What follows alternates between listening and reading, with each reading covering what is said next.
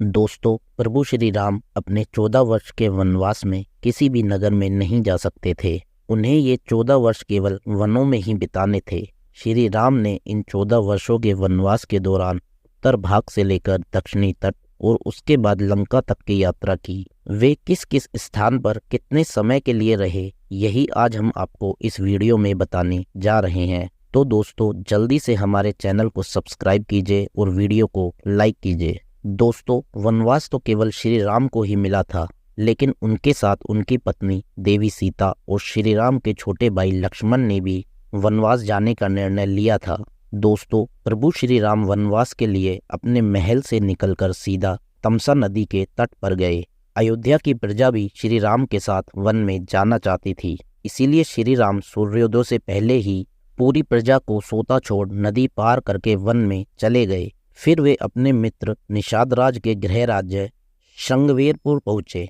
निषाद राज ने उनका वहां खूब आदर सत्कार किया और वहां एक दिन रुककर श्री राम केवट के जरिए गंगा नदी पार करके प्रयाग पहुंचे। वहां वे मुनि भारद्वाज के आश्रम पहुंचे। श्री राम ने मुनि भारद्वाज से रहने के लिए एक उचित स्थान पूछा, तो मुनि भारद्वाज ने उन्हें यमुना पार चित्रकूट जाने के लिए कहा। फिर श्री राम अपनी पत्नी और भाई संग यमुना नदी को पार करके चित्रकूट पहुंचे और वहां कुटिया बनाकर रहने लगे।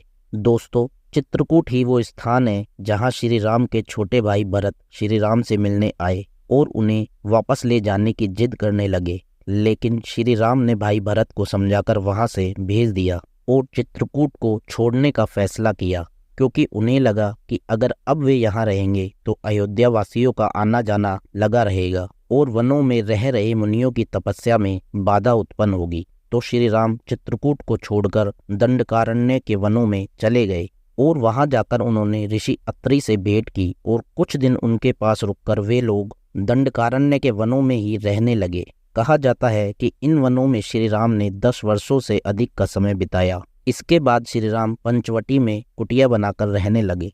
दोस्तों, यही वो स्थान है जहां शूर्पणखा की नाक लक्ष्मण जी ने काट दी थी और इसका बदला लेने आए खर और दूषण को भी श्री राम ने यमलोक पहुंचाया। दोस्तों, पंचवटी से ही रावण माता सीता का अपहरण कर उन्हें लंका ले गया। माता सीता के अपहरण के बाद जटायु के कहने पर ही श्री राम और लक्ष्मण दक्षिण की तरफ बढ़े और उनकी भेंट वहां पंपा नदी के तट पर शबरी से हुई। ये स्थान अभी केरल में स्थित है। शबरी से भेंट के बाद दोनों भाई ऋषिमुख पर्वत गए, जहां उनकी भेंट हनुमान जी और सुग्रीव से हुई और उसके बाद श्री राम ने बाली का वध किया। माता सीता की खोज करते करते ये सभी दक्षिण के समुद्र तट पर पहुंचे और वहां से समुद्र पर सेतु बांधकर श्री राम लंका पहुंच गए। इसके बाद तो दोस्तों, आप सब जानते ही हैं कि श्री राम ने रावण का वध किया और माता सीता को लेकर वापस अपने नगर अयोध्या लौटे। तो दोस्तों, इस तरह और इन जगहों पर श्री राम ने अपने वनवास के 14 साल बिताए। इसी तरह की वीडियो देखने के लिए हमारे चैनल को सब्सक्राइब कीजिए और वीडियो को